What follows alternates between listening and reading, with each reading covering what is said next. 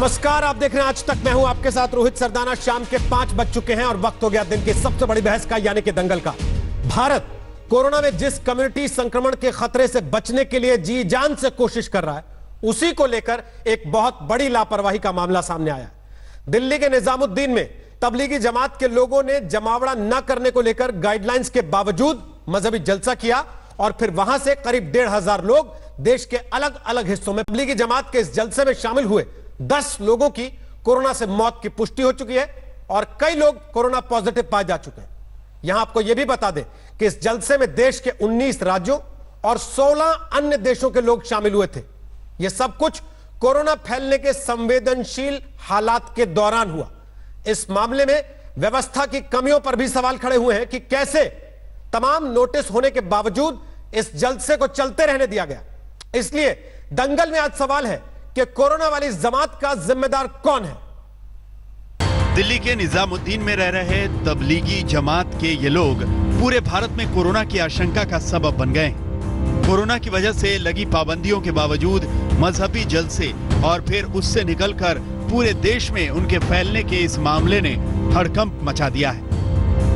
तबलीगी जमात के लोगों से देश भर में संक्रमण फैलने की आशंका तब खड़ी हुई जब कोरोना से जान गंवाने वाले 10 लोगों का यहां से कनेक्शन उजागर हुआ। जो जानकारी लगी है उसके मुताबिक भारत के 19 राज्यों के लोग दिल्ली में तबलीगी जमात के जलसे में शामिल हुए थे। जलसे में शामिल होने के बाद दिल्ली, यूपी, कश्मीर, तेलंगाना, तमिलनाडु, अंडमान निकोबार और बिहार तक ये लोग गए। एक के बाद एक इसी तरीके से बसों में भर भर के यहाँ से लोगों को निकाला जा रहा है निजामुद्दीन के इलाके से। और सब आगे देख रहे हैं आप, देखिए एक तो जो स्वास्थ्य कर्मी हैं वो भी यहाँ पर मौजूद हैं ताकि बेसिक चीज़ों का ध्यान रख सकें।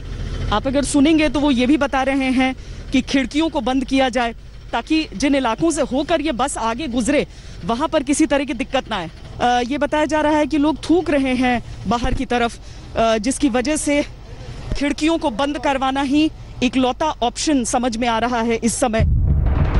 तबलीगी जमात का जलसा 13 मार्च से शुरू हुआ था। खास बात यह है कि यही वो तारीख है जिस दिन दिल्ली सरकार ने 200 से ज्यादा लोगों के एक साथ जमा न होने का आदेश निकाला था। 16 मार्च को दिल्ली सरकार ने 50 से ज्यादा लोगों के एक साथ जमा होने पर पाबंदी लगा दी थी। 19 मार्च को दिल्ली सरकार ने 20 से अधिक लोगों के जमावड़े पर रोक लगा दी थी। बावजूद इसके निजामुद्दीन में तबलीगी का जलसा जारी रहा। शुरुआत में करीब 3,400 लोग इसमें शामिल हुए। यही नहीं, जलसे में विदेशी भी शामिल थे।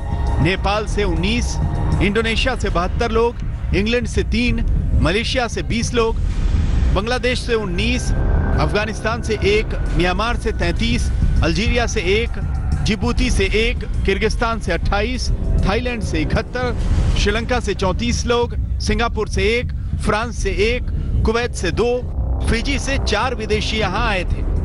जब ये जलसा चल रहा था तब केंद्र की ओर से भी इनमें से कुछ देशों के नागरिकों के लिए 14 दिन के क्वारंटाइन में रहना जरूरी था। वैसे अब इस पर हंगामे के बावजूद जमात खुद की सफाई पेश कर रहा है। 25 मार्च को मरकज की तरफ से पुलिस को चिट्ठी लिखी गई कि करीब 1,000 लोग मरकज में फंसे हुए हैं। मरकज का दावा है कि उन्होंने लोगों को निकालने के लिए पुलिस से इजाजत मांगी, लेकिन कोई जवाब नहीं आया। आपको ये मैं बताना चाहता हूँ कि इस बिल्डिंग की जो कैपेसिटी है वो तकरीबन 10,000 के आसपास है, यानी एट ए टाइम यहाँ पे 10-12 हज़ार लोग अकोमोडेट हो सकते हैं। तो जैसे ही आउटब्रेक शुरू हुआ, इसकी खबरें आनी शुरू हुई पूरी दुनिया से, चीन से, इटली से, स्पेन से, तो हमारे जो लोग हैं जिम्मेदार, जो बड़े हैं, उन्होंने अपने लेवल पे ही यहाँ पे लोगों को आने के लिए रोका, रिस्ट्रिक्ट किया, कमी की, लेकिन बंद नहीं किया। बंद करने जैसा कोई आदेश उस समय नहीं था। सर देखिए, एक सवाल इस समय ये उठता है कि जो पॉजिटिव केसेस हैं वो उनका तो ट्रेस बैक यहीं पे हो रहा है। बिल्कुल सही है कि यहाँ से पॉजिटिव केस निकल रहे हैं, लेकिन उसकी बड़ी वजह यह है, या मैं कहूँ कि उसकी मेन वजह सिर्फ और सिर्फ ये है कि यहाँ पे टेस्ट हो रहे हैं। देखिए, टेस्ट अगर ना होते तो पता ना टेस्ट आप देखिए, किसी भी इलाके में अगर टेस्ट नहीं होंगे तो वहाँ पे पॉजिटिव केस नहीं निकलते। कल से रात से लेकर अब तक 334 लोगों को और अस्पतालों में शिफ्ट किया गया है और 700-750 लोगों को हमने क्वारंटाइन सेंटर्स में शिफ्ट किया है। तो सभी लोगों को किया जा रहा है, परंतु जो आयोजक हैं, मैं कहना चाहता हूँ, उन्होंने बहुत ही घोर अपराध की श्रेणी में काम किया है। दिल्ली के अंदर डिजास्टर, पूरे देश में डिजास्टर एक्ट लागू था। दिल्ली के अंदर कंटीजियस डिजीज एक्ट भी लागू था और 5 लोगों से ज़्यादा का कंजेशन, कोई भी फंक्शन अलाउड नहीं था। उसके बावजूद भी उन्होंने इस तरह का काम किया है। सरकार ने, मैंने खुद लिख के भेजा एलजी साहब को कि इनके खिलाफ सख्त से सख्त कानूनी कार्रवाई की जाए। जमात का कोरोना कनेक्शन अब पूरे देश को परेशान कर रहा है। राज्य सरकारें अपील कर रही हैं कि जो लोग जमात के संपर्क में रहे हों खुद सामने आए। दिल्ली से चिराग, ऐश्वर्या और श्वेता सिंह के साथ आज तक ब्यूरो। तो आपको बता देते हैं हमारे साथ डॉक्टर तस्लीम अहमद रहमानी हैं, अध्यक्ष हैं मुस्लिम पॉलिटिकल काउंसिल ऑफ इंडिया के, शोएब जमई हैं, इस्लामिक स्कॉलर हैं, शाहीन बाग के धरने से जुड़े रहे, फिरोज बख्त अहमद हैं, पूर्व चांसलर हैं, मौलाना आजाद यूनिवर्सिटी के, अंबर जैदी हैं, सामाजिक कार्यकर्ता हैं, फिल्म मेकर हैं, विक्रम सिंह हैं, पूर्व डीजीपी हैं यूपी के, और वसीम रिजवी हैं, चेयरमैन हैं शिया सेंट्रल वक्फ बोर्ड के यूपी के। आप सबसे बात करेंगे, लेकिन उसके पहले इस समय दिल्ली के मुख्यमंत्री अरविंद केजरीवाल प्रेस कॉन्फ्रेंस कर रहे हैं, सुनते हैं वो इस समय क्या कह रहे हैं।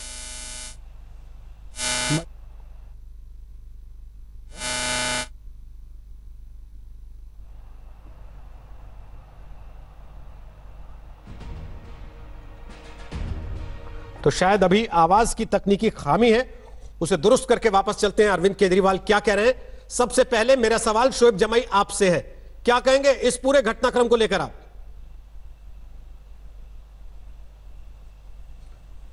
रोहित जी, बहुत बहुत शुक्रिया, आपने इस मौजू पर हमें मौका दिया और मैं ये बात बड़ी जिम्मेदारी से रख रहा हूँ क्योंकि मरकज़ के मौलाना अब्दुल्ला झांझी साहब ने हमें इजाज़त दी है कि इस मौजू पर मैं चर्चा करूं और लोगों को सही बातें बताऊं।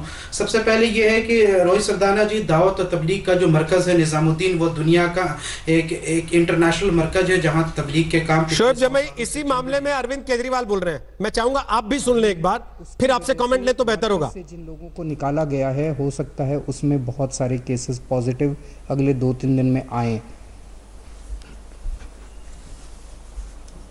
मरकज में बताया जाता है कि 12-13 मार्च के आसपास देश विदेश से बहुत सारे लोग इकट्ठे हुए किसी धार्मिक फंक्शन के लिए। उस धार्मिक फंक्शन के बाद कई लोग चले गए और काफ़ी लोग रुक गए। अब जब पता चला तो उनमें से उनको पिछले कल से परसों से वहाँ से निकाला जा रहा है। वहाँ पे जितने भी लोग निकाले गए हैं उसमें, जैसा मैंने बताया, अभी जो टेस्ट्स के कुछ रिज़ल्ट्स आए हैं, काफ़ी रिज़ल्ट्स आने बाकी हैं। 24 लोग पॉजिटिव केसेस मिले हैं, उनमें 441 लोग ऐसे हैं। अभी तक 1548 लोगों को मरकज़ से निकाला जा चुका है। उन 1548 में से 441 सिम्टोमेटिक थे, मतलब उनमें सिम्टम्स थे, किसी को खांसी थी, किसी को बुखार था, इस तरह के सिम्टम्स थे, कोरोना के सिम्टम्स थे। उन 441 को अस्पतालों में पहुंचा दिया गया है, उनके सबके टेस्ट्स हो रहे हैं। इसके अलावा 1107 केसेस उनको क्वारंटाइन के लिए भेज दिया गया। इनमें सिम्टम्स नहीं थे, इनको क्वारंटाइन के लिए भेज दिया गया है। एक चीज़ मैं कहना चाहता हूँ कि ये ऐसी बीमारी है जिसने पूरे विश्व को अपनी चपेट में ले लिया है। बड़े बड़े विकसित देश नहीं बचे।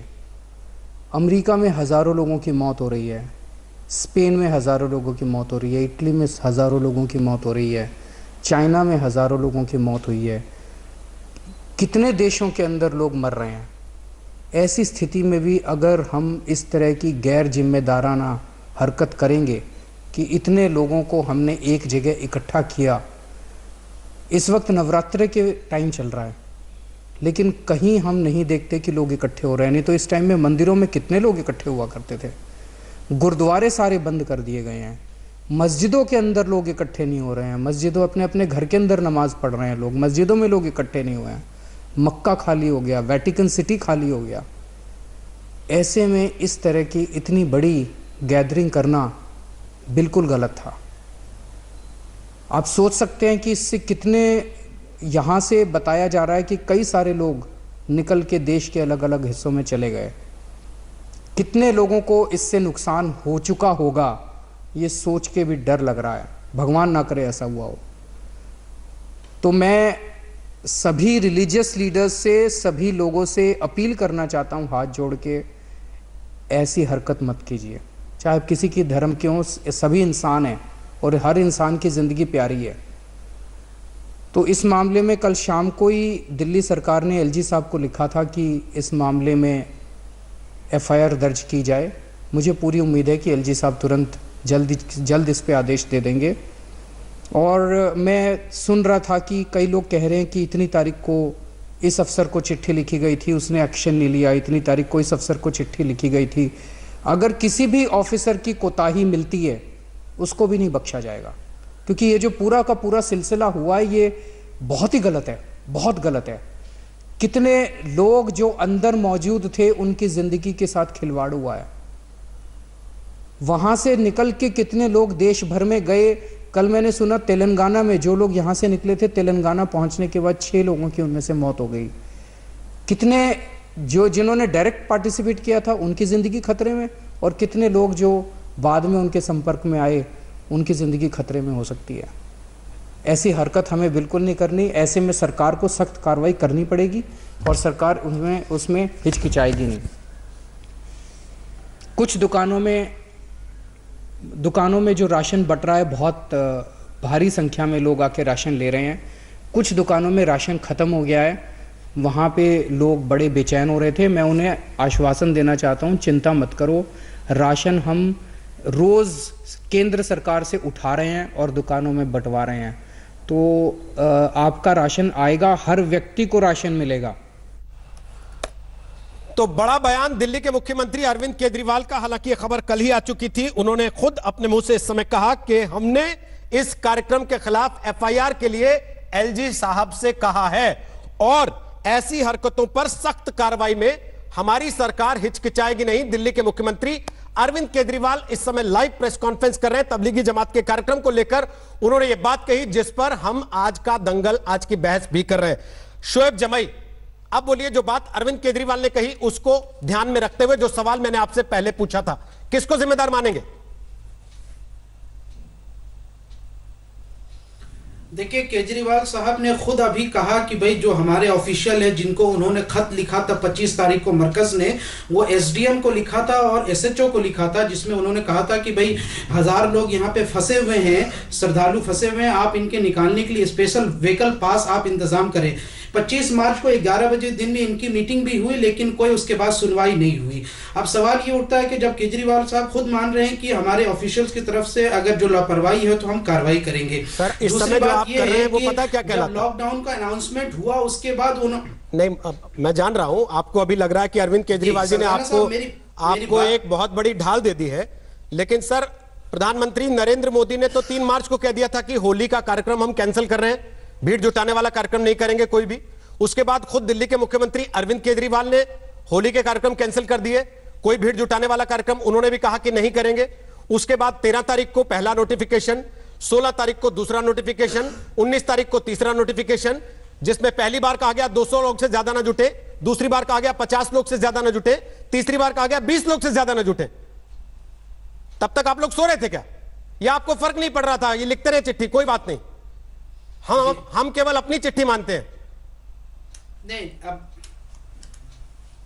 ठीक है, मैं अपनी बात पूरी कर लूं, उसके बाद आप जरूर काउंटर क्वेश्चन कर लीजिएगा। रोहित जी, देखिए सवाल ये है कि जिम्मेदारी से कौन भाग रहा है? ना हम भाग रहे हैं, ना दिल्ली सरकार को भागनी चाहिए।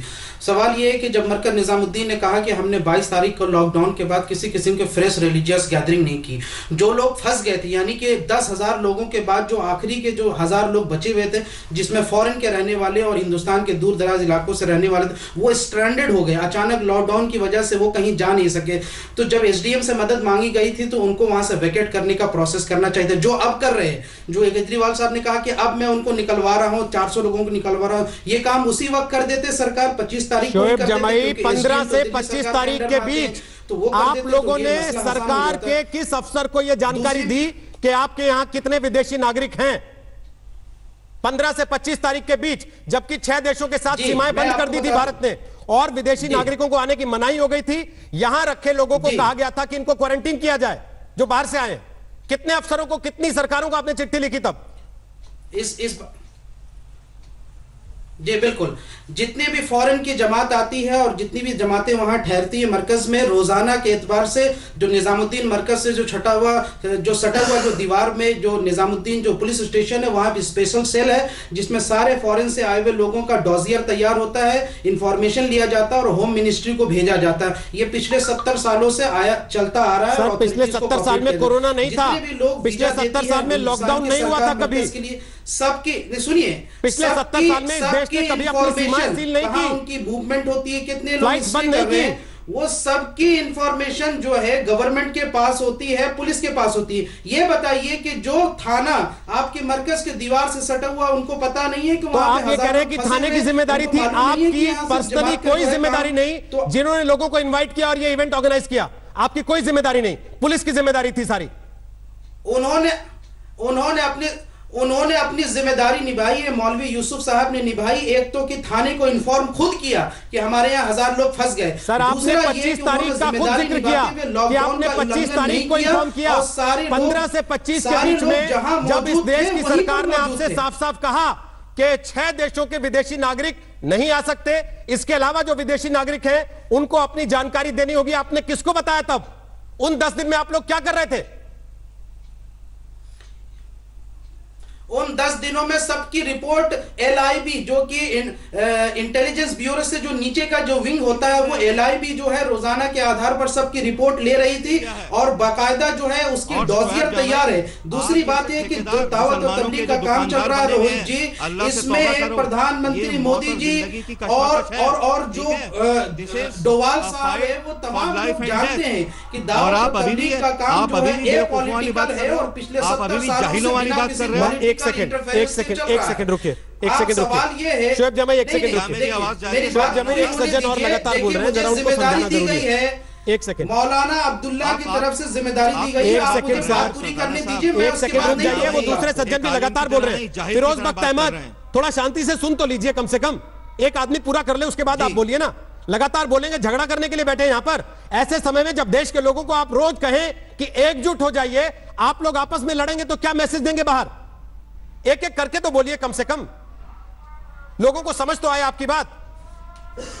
तो आप ये कह रहे हैं शोएब जमाई आपकी कोई जिम्मेदारी नहीं, लोकल इंटेलिजेंस जिम्मेदार है, देश का विदेश मंत्रालय जिम्मेदार है, अरविंद केजरीवाल जिम्मेदार है, उनके अफसर जिम्मेदार हैं, लेकिन आप जिन्होंने 1000 लोग बैठा रखे थे अंदर उनकी कोई जिम्मेदारी नहीं, क्योंकि आपने 25 तारीख को चिट्ठी लिख दी थी जब आपको लगा कि अब तो फंस गए, अब नहीं निकल पाएंगे। नहीं, मैं इसको 30 सेकंड में क्लियर कंप्लीट कर देता हूं। पहली बात तो ये कि 13 मार्च को पीटीआई ने एक खबर छापी जिसमें उन्होंने कहा कि corona virus is not a health emergency, जिसको हेल्थ मिनिस्ट्री के ऑफिशियल ने कहा। ये 13 मार्च का है, आप देख लीजिए। उस वक्त तक हेल्थ इमरजेंसी नहीं थी। अब सवाल ये उठता है कि आप देखें ना, डोनाल्ड ट्रंप का बयान निकाल लेते पिछले महीने का, जब वो कह रहे थे कि नहीं इससे कुछ नहीं होता। आप ब्रिटेन के प्रधानमंत्री का बयान सुन लेते, फिर जो कह रहे थे कि मैं तो सबसे हाथ मिला रहा हूं, कुछ नहीं होता। बिहार में स्ट्रैंडेड हो जाते हैं, जो जहां थे वहीं स्ट्रैंडेड हो जाते हैं। मतलब इस देश का प्रधानमंत्री आपसे कह रहा है कि भीड़ मत जुटाइए, मैं होली नहीं मना रहा हूं, लेकिन आपको कोई समझ में नहीं आया। इस देश की राजधानी का मुख्यमंत्री कह रहा है कि भीड़ मत जुटाइएगा, मैं भी होली नहीं मना रहा हूं, आपको समझ में नहीं आया। लेकिन पीटीआई में एक लाइन का टेक छपा तो आपने उसको आधार बना के वहां पर 3000 लोग जुटा लिए। अब मैं तो आप ही के सवालों का जवाब दे रहा हूं ना। मैं कह रहा हूं कि इसके काट में अगर कोई चीज है लॉजिकली तो आप प्रूव कीजिए। मैं तो कह रहा हूं कि मरकज वालों ने लॉजिकल काट वहां होती है जहां कोई आदमी लॉजिक दे रहा हो। तमाम लोगों को जो आप तो ये मान के बैठे हैं कि बगल वाला थाना जिम्मेदार है आपके वहां 1000 लोग बैठा रखने का, आप लोग जिम्मेदार है ही नहीं जिन्होंने बुलाया, तो फिर उसमें क्या काट देगा कोई आपको? तर्क की काट होती है, कुतर्क की काट नहीं होती है। वसीम रिजवी नहीं, देखिए रोहित सरदाना जी, जब आप जिम्मेदार मानते नहीं अपने आप को, जिम्मेदार पत्रकार है, नहीं, जब मुझे लगता है ऐसे वक्त सर आप जिम्मेदार मानते नहीं अपने आप को, तो फिर किस बात की बहस आपसे? देखिए शब्दों का हेर फेर है ना।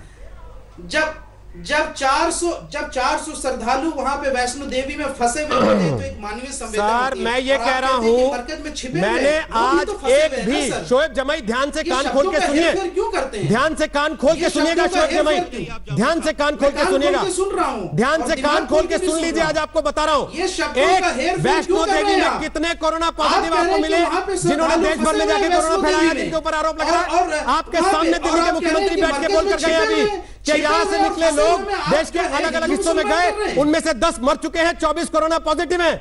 आपको फिर भी शर्म नहीं आ रही? आप उसको हिंदू मुसलमान का एंगल दे रहे हैं। आपके घर में लोग मर रहे हैं, उसके बाद भी आप बोलते हैं कि हिंदू के घर में बचा लीजिए, हमारे मरने दीजिए। शर्म नहीं आती आपको ये बात कहते हुए? हिस्सों में गए हैं तो क्या वो मरकज से इनफेक्ट शर्म आनी चाहिए ऐसे लोगों को जो ऐसे संकट की घड़ी में भी हिंदू मुसलमान कर रहे हैं। आप कहते हैं वैष्णो देवी में फंसे हुए, मरकज में कहते हैं छुपे हुए। शर्म आनी चाहिए ऐसी पत्रकारिता करने वाले लोगों को जो ऐसे संकट की घड़ी में भी। और ये सारा तरीका अपने सर से शिफ्ट करने का जिम्मेदारी ये केवल आप कर रहे हैं। आपको आप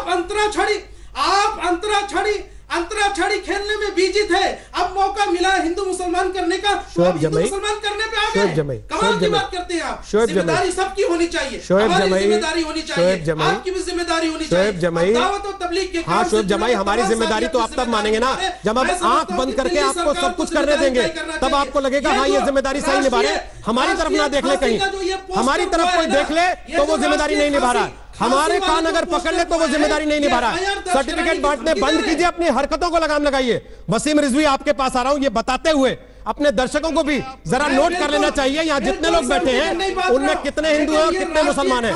हर चीज को ये कहकर ढकना कि इस पर हिंदू मुसलमान किया जा रहा है, ये बेशर्मी है, बेगैरती है, इसके अलावा कुछ नहीं है। अब चिल्लाना बंद कीजिए, चिल्लाना बंद कीजिए, चिल्लाना बंद कीजिए, चिल्लाना बंद कीजिए, अब चिल्लाना बंद कीजिए, चिल्लाना बंद कीजिए, खबर के उसके बावजूद भी अब चिल्लाना बंद कीजिए, चिल्लाना बंद कीजिए। वसीम रिजवी एक सेकंड, वसीम रिजवी आपके पास आ रहा हूं और ये कहते हुए आ रहा हूं कि इनकी आवाज डाउन कर रहे हैं। वसीम रिजवी एक सेकंड, वसीम रिजवी सही राह दिखाता हूं तो चिल्ला। वसीम रिजवी 6 मेहमानों में एक पुलिस अधिकारी और 5 मुस्लिम सो कॉल्ड स्कॉलर्स। अगर ये हिंदू मुसलमान है तो फिर मुसलमानों के मसलों पर बात ही नहीं होनी चाहिए। वहां कोई अपराध भी हो जाए तो उसको नजरअंदाज कर देना चाहिए, वहां कोई लापरवाही हो जाए तो उसको नजरअंदाज कर देना चाहिए। वहां से अगर कोरोना के मरीज देश भर में जा रहे हैं तो उनको खुली छूट मिलनी चाहिए फिर तो इनके हिसाब से। रोहित जी देखिए, हिंदू मुसलमान की जहां तक के बात है, अगर के होली नहीं मनाई गई तो अब यह कहा जाए कि साहब होली नहीं मनाना तो ये तो हिंदू मुसलमान की बात हो गई।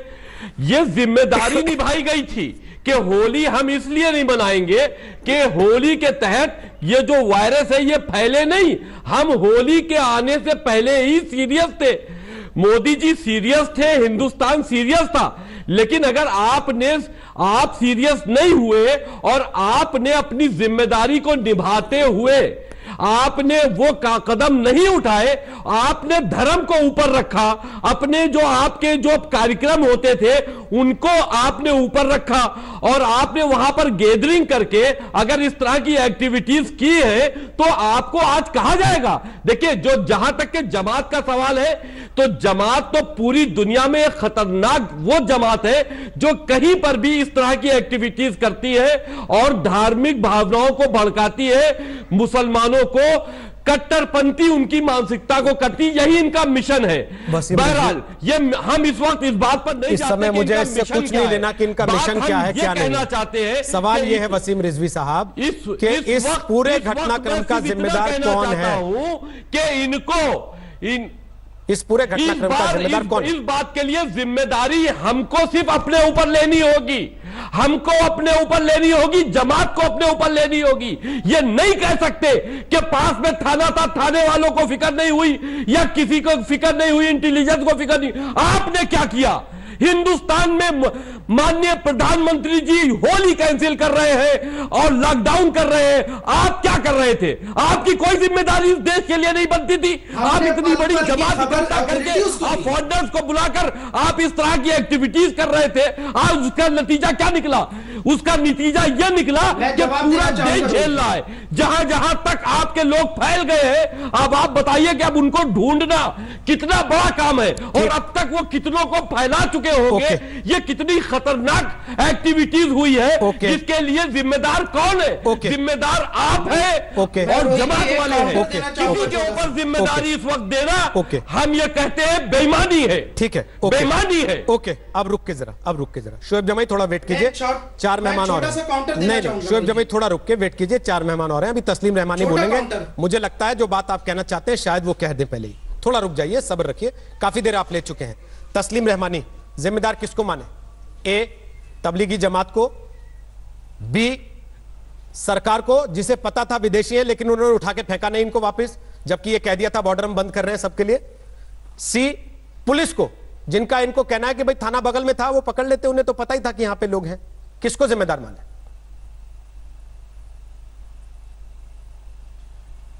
रोहित, बहुत सीरियस मैटर है और मैं लरज रहा हूं कल से कि क्या होगा। जिम्मेदार तो सब हैं, तबलीगी जमात के लोग भी जिम्मेदार हैं, यकीनी तौर पर वो अपनी जिम्मेदारी से नहीं बच सकते, और एडमिनिस्ट्रेशन भी जिम्मेदार है, वो भी नहीं बच सकते अपनी जिम्मेदारी से।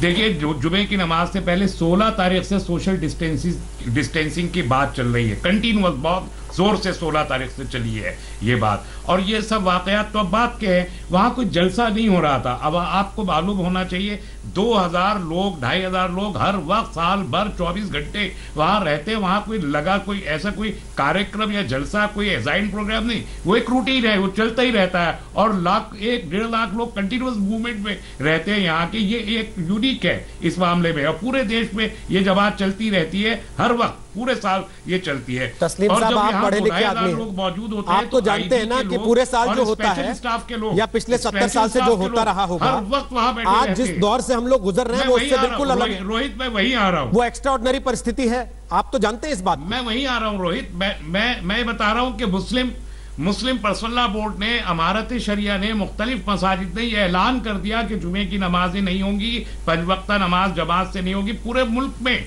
यह ऐलान कर दिया। मगर वहां के कुछ मौलवी नहीं माने, ये उनकी गलती है, और जो 1000-1500 लोग वहां मौजूद थे उनको डिस्पर्स करने का अरेंजमेंट बाय देयर ओन उन्होंने खुद से नहीं किया।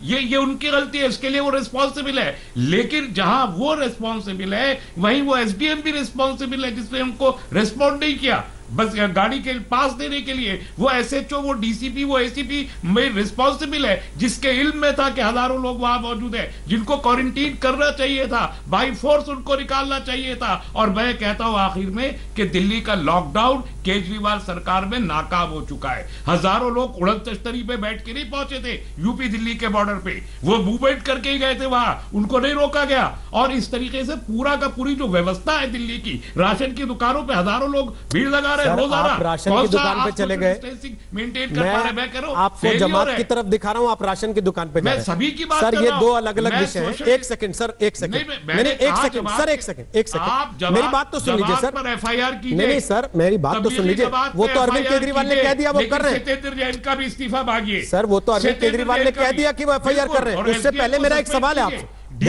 डीसीपी को भी सस्पेंड, सुनिए मेरी बात सुन लीजिए। मैंने आपको किसी राजनीतिक पार्टी के चुनाव लड़े हुए नेता के तौर पर नहीं, एक इस्लामिक स्कॉलर के तौर पर आज यहां बुलाया, और ये उम्मीद कर रहा हूं आपसे कि आप एक इस्लामिक स्कॉलर के तौर पर बात करेंगे, बजाय इसके कि आप पॉलिटिकल स्कोर करने की कोशिश में जुटे रहे केजरीवाल या नरेंद्र मोदी के खिलाफ। उसके लिए आपको बहुत मौके मिलते हैं, लेकिन कम से कम आप शोएब जमाई जैसे पढ़े लिखे अनपढ़ों को ये तो समझाएंगे सर कि भाई यहां से जो लोग 1000 निकल के जा रहे हैं वो कहीं देश के अलग अलग हिस्सों में जाएंगे, अपने ही परिवारों में जाएंगे, मुसलमानों को ही बीमार करेंगे, वो अपने ही धर्म के लोगों में फैलाएंगे।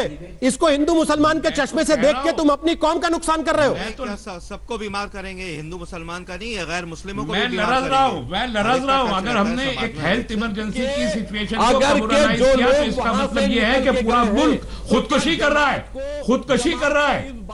हम खुदकुशी करने को तैयार नहीं है। ओके, ओके, वसीम रिजवी एक मिनट। तो ये मैं ये कह रहा हूं कि वसीम रिजवी प्लीज, अच्छा नहीं लगता बीच में दो लोग एक साथ बोलते हैं, आप लोग समझिए इस चीज को। एक सेकंड वसीम साहब, वसीम साहब एक सेकंड बताना तो चाहिए। हाँ, रुकिए। आपके पास इतनी इंफॉर्मेशन नहीं कि आपके पास इतनी इंफॉर्मेशन नहीं कि आपके प्रोग्राम में कौन कौन लोगों कहां से आए थे। ठीक है, ओके, आए थे तो अरे भाई, ओके, आपका सवाल उठा रहे हैं, आपका सवाल उठा रहे हैं, चिल्लाइए नहीं, रुक जाइए। सबकी आवाज डाउन कर रहे हैं, सबकी आवाज डाउन कर रहे हैं, सबकी आवाज डाउन कर रहे हैं। एक एक करके पहले सब अपनी बात रख ले, उसके बाद मैं आपको बार बार बता रहा हूं इस समय में जबकि लॉकडाउन है, इस समय में जब सबसे अपील की जा रही है कि सोशल डिस्टेंसिंग मेंटेन करें, हम लगातार ये कोशिश कर रहे हैं किसी मेहमान को यहां स्टूडियो में नहीं बुलाएं, सबको स्काइप के जरिए, मोबाइल फोन्स के जरिए उनके घर से हम चर्चा में शामिल करें। उस डिस्टेंसिंग का ख्याल रखते हुए आप सबको अपनी बात रखने का मौका मिले, देश को आपकी बात समझने का मौका मिले,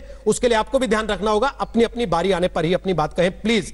अंबर जैदी, अब मेरा सवाल यह है, जो बात वसीम रिजवी कह रहे हैं, यहां से इतने सारे लोग जगह जगह चले गए, इतने सारे लोग देश के अलग अलग हिस्सों में पहुंच गए, उसकी कोई जवाबदेही तो होगी जमात की। वो कम से कम ये तो बताएंगे कौन कौन लोग आए थे, कहां कहां गए, किस किस जगह पर थे, उनके पते क्या क्या हैं, ताकि उनको क्वारंटीन किया जा सके निकालकर। या वो केवल दूसरे के साथ टोपी ट्रांसफर करने में लगे रहेंगे कि हमने 25 तारीख को चिट्ठी लिख दी थी तब, जबकि 10 दिन बीत चुके थे चीजों को होते हुए, 12 दिन।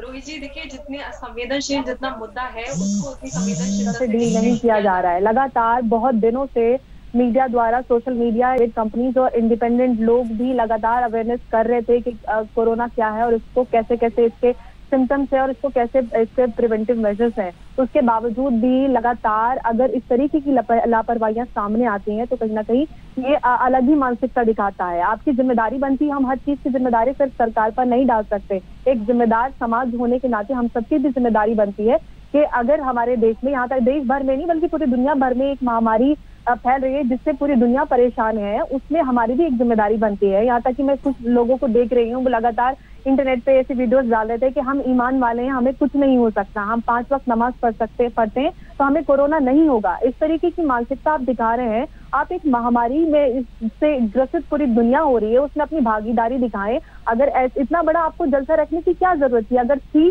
तो आप उनको क्वारंटीन करवा सकते थे, आप उनको अस्पताल भिजवा सकते थे। आप कह रहे हैं कि पुलिस वाले जबरदस्ती निकाल के ले जाते उनको, आपकी भी तो जिम्मेदारी है ना। तो जिनमें सिम्टम्स दिख रहे थे आप उनको अस्पताल नजदीक ही, आप एकदम दिल्ली के केंद्र में बैठे हुए हैं, आप कहीं भी अस्पताल पहुंचवा देते उनको। जिनको 6 लोग तेलंगाना जाके मर गए, टोटल 10 लोग मरे, एक जम्मू एंड कश्मीर में मिला, उनकी जिम्मेदारी कौन लेगा? जो लोग मर गए और जो लोग पूरी देश भर में अलग अलग स्टेट्स में 19 स्टेट्स में फैले हैं, वो कितने लोगों को लगाएंगे जाके, कितने लोगों को रास्ते भर में, आप किसको जिम्मेदार मानती हैं? आप जमात को जिम्मेदार मानती हैं? जिम्मेदारी उनकी है। आप सरकार को जिम्मेदार मानती हैं? देखा किया। आप पुलिस को जिम्मेदार मानती हैं? किसको जिम्मेदार मानती हैं आप? देखिए रोहित जी, हर चीज की जिम्मेदारी सरकार पे नहीं डाल सकते। सरकार अपना काम कर रही थी, हमारी जिम्मेदारी है। मैं एक सामाजिक कार्यकर्ता हूँ, मैं लगातार इस चीज में काम कर रही हूँ, लोगों को खाना राशन पहुंचवा रही हूँ, अवेयरनेस का काम हमारे वॉलंटियर्स, हमारी टीम कर रही है। तो मैं, अगर मुझे कुछ हो जाता है तो मैं ये थोड़ी ना कहूंगी कि भाई मुझे सरकार ने मुझे क्वारंटीन करवा दी थी। मेरी भी तो जिम्मेदारी है एक इंडिपेंडेंट इंसान होने के नाते कि अगर कुछ परेशानी है तो उसमें अपनी भागीदारी दिखाएं और सेंसिबली उसको डील करें और कोऑपरेट करें गवर्नमेंट के साथ। मैं विक्रम सिंह साहब के पास जाऊं, उसके पहले फिरोज बख्त अहमद, बोलिए सर। अब आपके पास आ रहा हूं, अपनी बात रखिए। देखिए, मुझे तो बहुत सीधी सादी बात रखनी है। 13 मार्च को, उसके बाद 16 मार्च को, फिर 19 मार्च को जो प्रधानमंत्री बोले थे, 20 मार्च को, फिर 22 मार्च को फिर प्रधानमंत्री बोले। इतनी बार सरकार की तरफ से, प्रधानमंत्री की तरफ से बड़े सफाई के साथ और बहुत ही कंसर्न्ड और जिम्मेदार प्रधानमंत्री हमारे हैं, और उन्होंने एक एक्सपर्ट की तरह आके हमको बता दिया कि हमें सोशल डिस्टेंसिंग रखनी है, हमें घर से बाहर नहीं जाना है, लक्ष्मण रेखा खींच लेनी है अपने घरों के आगे, दफ्तरों के आगे, जहां भी हम रह रहे हैं वहां पे। बावजूद इसके मुझे ये समझ में नहीं आता, आप बार बार पूछ रहे थे अंबर से कि जिम्मेदार कौन है। मेरे ख्याल से ये जो अब पैंडेमिक का जो नया फेज इंडिया में आया है, जिसमें सैकड़ों लोग जो अफेक्टेड हैं, अल्लाह करे वो सेहतियाब हों, इसकी जिम्मेदारी जमात के लोगों की है। और इनको ये चाहिए था कि या तो जो लोग पहले से आए हुए थे उनको वापस भेज दें, और अलावा इसके मुझे ये समझ नहीं आता कौन सा इस्लाम फॉलो कर रहे हैं तबलीगी जमात वाले। मुझे तो लगता नहीं prophet Muhammad peace be upon उनका इस्लाम फॉलो कर रहे हैं, क्योंकि आपका इस्लाम तो बड़ा सेंसिबल था, सूफियाना इस्लाम था, आप तो रहमतुल्लिल आलमीन थे, और ये जो तबलीगी जमात वाले हैं ये तो जहमतुल्लिल आलमीन बन रहे हैं। इतने हजारों लोग जो यहाँ से गए हैं, सैकड़ों लोग, बिल्कुल सही कह रहे थे हमारे कुछ साथी, पता नहीं कहाँ कहाँ जाकर के फैलाएंगे, कितने लोगों को अफेक्ट करेंगे। मैं तो बहुत लरस रहा हूँ, कांप रहा हूँ, और मुझे बड़ा डर लग रहा है। मैं खुदा से दुआ कर रहा हूँ कि जहाँ जहाँ ये जमात के लोग गए हैं वहाँ खैरियत रहे। एक आदमी इनका जाके चेन्नई में बेचारा फौत हो गया, एक कश्मीर में फौत हो गया, 6 जो है तेलंगाना में फौत हो गए। तो मुझे पता नहीं चेन कहाँ रुकेगी। नहीं, लेकिन एक चीज मैं समझना चाहता हूँ आपसे, एक चीज मैं समझना चाहता हूँ फिरोज, और सुनिए एक बात मेरी बात सुन लीजिए, वो जो ग्राफ है, सुनिए, यूनिवर्सिटी के वाइस चांसलर रहे सर, नीचे आ गया था। मैं आपसे एक चीज समझना चाहता हूँ, ग्राफ था नीचे आ गया था। नहीं, मैं आपसे एक चीज समझना चाहता हूँ फिरोज साहब। एक सवाल है मेरा आपसे, मेरा एक सवाल है आपसे, मैं एक सवाल पूछ रहा हूँ आपसे। मेरा सवाल यह है, अभी अभी आपने तस्लीम रहमानी को भी सुना, वो कह रहे हैं कि कुछ मौलवी बात मानने को तैयार नहीं है और वो लोगों को भी बरगला रहे हैं। इस बात से आप भी इत्तेफाक रखते होंगे, आप भी जानते हैं इस बात को। इस देश के इतने बड़े ज़हीन शायर हैं जावेद अख्तर, वो कह रहे हैं कि इस पर फतवा निकाल देना चाहिए। भाई देश की सरकार कुछ कह रही है, वो समझ में नहीं आता क्या? केवल फतवा ही समझ में आएगा लोगों को? बिल्कुल सही भाई, मुझे तो लगता है कि जो कौम की इस वक्त हालत है, इनको तो फतवा भी समझ में नहीं आएगा। आप ये देखिए कि टोटल लॉकडाउन है, कर्फ्यू है, छोटी छोटी गलियों में भी लोग निकल रहे हैं, हंसी ठट्टा हो रहा है। मुझे पता नहीं क्या है, इनको अपनी फिक्र नहीं है, अपनी जिंदगी की फिक्र नहीं है, अपने खानदान के लोगों की फिक्र नहीं है, पूरे हिंदुस्तान वासियों की, दुनिया वालों की फिक्र नहीं है। ये बड़े बहुत अफसोस की बात है। अरे भाई, जब एक वजीर आजम ने बात कह दी, अब जरूरी है कि उसके लिए फतवा निकाला जाए। फतवा निकाल दिया जाए, बहुत अच्छा है। लेकिन मुझे बड़ा अफसोस है कि ये जो जमात के लोग हैं, तबलीगी जमात के लोग, इन्होंने बिल्कुल भी ध्यान नहीं किया। इनकी वजह से खुदा जाने कितने लोग जो है अब इसमें फंसेंगे। इससे पहले मैं वापस शोएब जमाई के पास जाऊं, वसीम रिजवी, माफ करते हुए विक्रम सिंह साहब डीजीपी रह चुके हैं आप उत्तर प्रदेश के, ये कह रहे हैं कि बगल में थाना लगता है निजामुद्दीन, 25 तारीख को इन्होंने चिट्ठी लिखी, उससे पहले 12 तारीख से 25 तारीख को जो कुछ हुआ देश में, ये उसकी जिम्मेदारी लेने को तैयार नहीं है, लेकिन कह रहे हैं 25 तारीख को हमने तो चिट्ठी लिख दी थी। क्या आपको लगता है कि पुलिस ने अपनी जिम्मेदारी ढंग से नहीं निभाई? पुलिस को सबको अरेस्ट करना चाहिए था, निकालना चाहिए था जबरदस्ती वहां से। रोहित साहब, सभी पैनलिस्ट बड़े ज़हीन हैं, मैं ही सिर्फ एक नाख्वादा हूं। मैं गुजारिश करना चाहूंगा कि तस्लीम रहमानी साहब की बातों से मैं काफी इत्तेफाक रखता हूं। इसमें ऐसा कोई एक अंश नहीं है जो अपनी जिम्मेदारी से हाथ धो सकता है। जैसा कि फिरोज बख्श साहब ने फरमाया है कि 13 तारीख, 17 तारीख, 20 तारीख, 22 तारीख, 23 तारीख, 25 तारीख, और ये क्या मेजबान की जिम्मेदारी नहीं थी कि उनको आगाह करके इनको रुखसत कर देते? आपने वैसे तो थाने चौकी वर्दी आपके हिसाब से कोई माने नहीं रखती है, लेकिन अब आपने सारा दारोमदार वर्दी और थाने पे डाल दिया। पहली जिम्मेदारी 70% मरकज वालों की है, तबलीगी जमात की है। उसके बाद तबलीगी जमात की सारी एक्टिविटीज, रोहित जी, पुलिस की एक्टिविटीज और पुलिस के माइक्रोस्कोप पे रहती हैं। उनको भी ये चाहिए था कि जहां उन्होंने लक्ष्मण रेखा पार की, तो आपको चाहिए पहले तो उनके दिल और दिमाग को जीतने की कोशिश करें, और दिल और दिमाग नहीं जीत पाए तो आपको सरकार ने अख्तियार दिया है कि दिल और दिमाग वहां ले जाए जहां पर इनकी जगह है, हवालात या क्वारंटाइन। अगर नहीं सुन रहे, फिरोज बख्श साहब ने अपना दर्द बखूबी बयान किया है, मैं उस दर्द की तायीद करता हूं। और उसके बाद मैं गुजारिश करूंगा कि इंटेलिजेंस और पुलिस को यह चाहिए था कि इसमें बिना किसी मुरव्वत के, जो कानून की एक जिम्मेदारी है, बिल्कुल अनस्पेयरिंग होकर के कहर बन के टूट पड़ते। आज जो मुसीबत आ गई है, आज यूपी के 19 जिलों में इनके नुमाइंदे पहुंच चुके हैं। सुजीत पांडे कमिश्नर लखनऊ, डीएम लखनऊ, कैसरबाग की मस्जिद में जाके किर्गिस्तान के 6 विदेशी तबलीगी जमात के लोगों को बाहर किया। ये सब चीजें अवॉइडेबल थी। आपका रिसोर्सेज, आपका मैन पावर और टाइम बच सकता था। आपने ऐसे हालात पैदा कर दिए कि ये ना इधर के रहे ना उधर के रहे, और एक ऐसी मुसीबत जिसको कहते हैं कोड़ में खाज, वो उत्पन्न हो गई है। शोएब जमाई, आपने शुरुआत में कहा तबलीगी जमात ने आपको ऑथराइज किया है, उनके प्रवक्ता के तौर पे आप टीवी पर आकर बैठे और उनका पक्ष रखें। आपको नहीं लगता कि आप अपने लोगों की जान बचाने के बजाय, उनके एड्रेस मुहैया कराने के बजाय, इसमें हिंदू मुसलमान एंगल तलाश के उन्हीं की जान जोखिम में डाल रहे हैं? बनिस्बत इसके आपको समझदारी दिखानी चाहिए थी, जाना चाहिए था खुद और कहना चाहिए था कि ये सारे लोग हैं, इनको बचाइए, इनके टेस्ट कराइए, इनको अस्पताल ले जाइए, ये यहां से गए। नहीं, बिल्कुल मुझे लगता है कि किसी को भी हिंदू मुस्लिम नहीं करना चाहिए। मैं खुद अपनी जिम्मेदारियां निभा रहा हूं, जो मुझे जिम्मेदारी मौलाना अब्दुल्ला झांझी साहब ने दी है। पहली बात तो ये है कि वहां पे एक वक्त में 10,000 लोग हमेशा होते हैं, इतनी कैपेसिटी है ये सर हमेशा में, और इस समय में आपको अंतर महसूस नहीं हो रहा अभी? जो ठीक है, आप इसकी तुलना हमेशा से क्यों कर रहे हैं बार बार? हमेशा तो आप यहां बैठते मेरे बगल में, आज आप कहां बैठे मुझे पता भी नहीं है।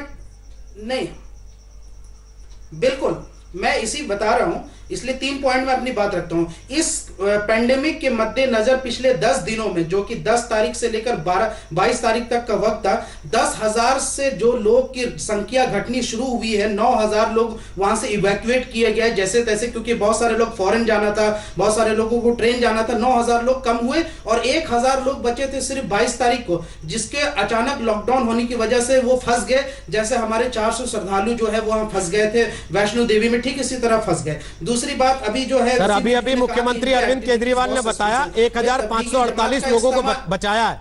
आप यहाँ बैठे बैठे 548 लोगों का घपला कर गए। एक पॉइंट और रख दूं, आप यहीं बैठे बैठे आधे घंटे में 548 लोगों का घपला कर गए। एक तो ये कैसे मान लूं? इसके पहले का सच बता रहे हैं आप सब कुछ। क्या चीज?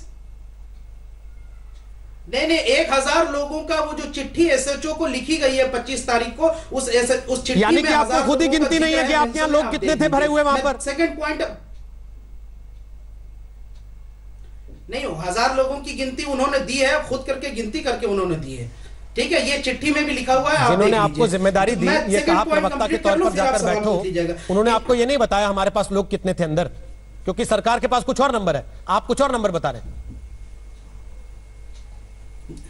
हाँ बिल्कुल, क्योंकि 1000 लोगों की चिट्ठी में जिक्र है। अब सरकार से भी सवाल पूछा जाएगा कि कैसे वो ज्यादा लोगों की बात कर रहे हैं। मैं सेकंड पॉइंट कंप्लीट कर लूं सरदाना जी। एक पहली बात तो ये है, तबलीगी जमात के बारे में जो ये सवाल कर रहे हैं वसीम रिजवी साहब, उन्होंने कहा कि भाई ये सस्पिशियस है। मेरे को बताइए कि भोपाल का इज्तिमा हर साल होता है, शिवराज सिंह बीजेपी के चीफ मिनिस्टर है, हर साल वो इज्तिमा में मौजूद होते हैं, दुआ में मौजूद रहते हैं। दूसरी बात, 2012 में अहमदाबाद में इज्तिमा होता है, प्रधानमंत्री मोदी जी ने चीफ मिनिस्टर रहते हुए खुद उनको इजाजत दी कि आप यहाँ पे बड़ा इज्तिमा करें। 2012 में कोरोना नहीं था। शोएब जमाई कैसे आपको समझाएं कि इस समय कुतर्क करके आप मिलाकर केवल अपने लोगों की जान जोखिम में डाल रहे हैं। सर, मेरे पास कुतर्कों के लिए समय नहीं है। आप अगर धर्मगुरु हैं तो अपने लोगों को बचाइए, उनको मौत के मुंह में मत ढकेलिए। शर्म आनी चाहिए ऐसे लोगों को अपने आप को धर्मगुरु कहते हुए, जो ऐसे मौके पर भी केवल लीपापोती करके यह कहकर निकल जाना चाहते हैं कि साहब हिंदू मुसलमान हो रहा है। आपके लोग मर रहे हैं। आपके लोग इस देश में ऐसी बीमारी के वाहक हो सकते हैं जिससे बचने का दुनिया अभी तक कोई रास्ता नहीं खोज पाई है। उसके बावजूद आप उस पर लीपापोती करने में जुटे, तो आप उनके भी और देश के भी दुश्मन हैं। तो ब्रेक के बाद एक बार फिर आपका स्वागत है। दंगल के आखिरी पड़ाव पर आपको बता दें, दंगल आप अपने मोबाइल फोन पर भी देख सकते हैं। डाउनलोड कर लीजिए हमारा मोबाइल ऐप या फिर विजिट कीजिए हमारी वेबसाइट आजतक.in। ठीक 6 बजे हल्ला बोल अंजना के साथ आप देखते रहिए आज तक। नमस्कार, मैं हूं अंजना ओम कश्यप। हमें उम्मीद है ये वीडियो आपको पसंद आया होगा। लेटेस्ट खबरों के लिए यूं ही देखते रहिए आज तक, और इस वीडियो के पसंद आने पर लाइक, शेयर एंड सब्सक्राइब करना ना भूलें।